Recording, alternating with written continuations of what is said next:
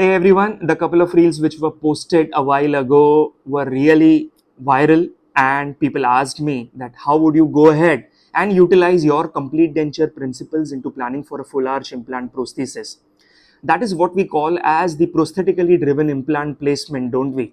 So today here I am with a plant smile transformation for you all, in which I would be discussing a lot about pre-implant planning, guided implant placements using a surgical guide, immediate loading utilizing a printed temporary, and a BPS denture for the opposing arch. This is Dr. Amit Sadhwani, and I am a prosthodontist by profession but a comprehensive dentist by nature. Let's dive into this case and let's take a look at what do we have here in the preoperative. The maxillary denture showed a slight deviation from the midline along with a reverse occlusal plane. But more so, it was the lower denture which was having an issue. Despite of the two ball and socket attachments in the lower arch for the retention of the lower denture, there were frequent detachments of the attachment and the O-rings.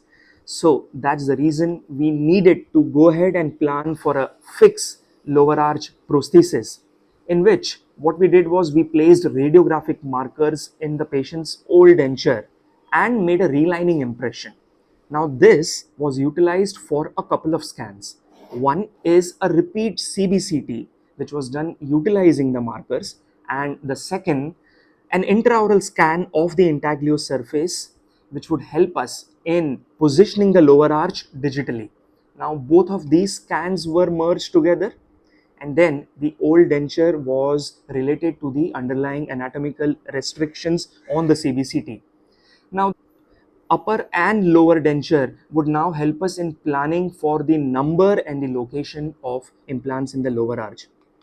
Well, what about the upper arch? We had to go analog during the first few steps in the upper arch. We made the primary impression, we made the definitive impression, produced the definitive cast, moved ahead with jaw relation, typically checking out that how would you go ahead and relate the upper and the lower rims together and determine the patient's vertical dimension, utilizing various instruments like the occlusal plane analyzer and the vertical gauge.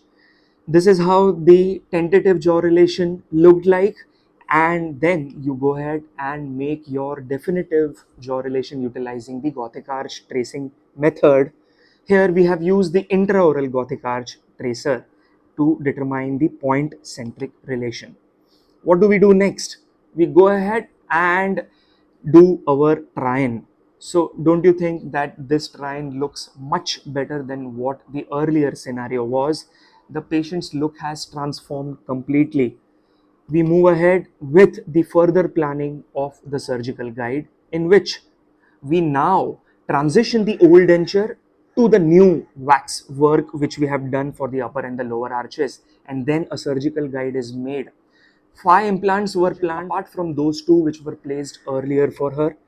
This is how a temporary was generated along with the surgical guide on the day of surgery. We go ahead and fixate this surgical guide to the underlying bone. It's because we do not have any teeth here to stabilize the surgical guide while the implants are being placed.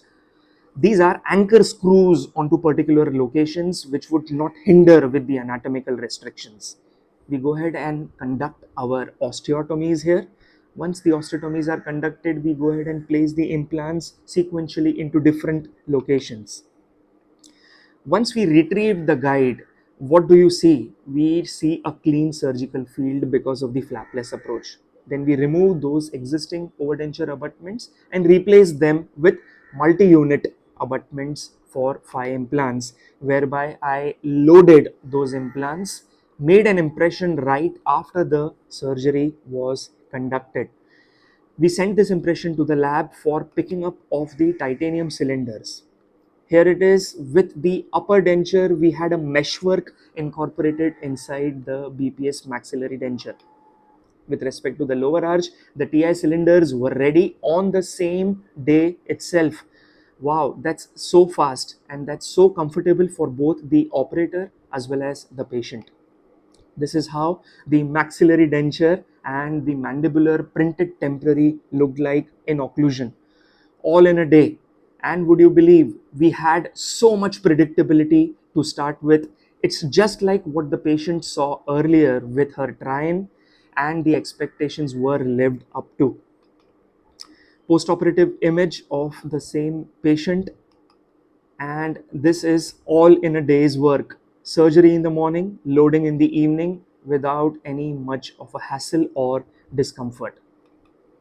This is how this transformation took place. Hope you really liked it. We would be going ahead with a bunch of other workshops throughout this year on comprehensive removable prosthodontics. So you guys stay tuned for much more updates, a lot more content coming up further. Do connect with us for the further batches. There has been an overwhelming response for August and September batches. So I'll see you all soon. Until then, peace.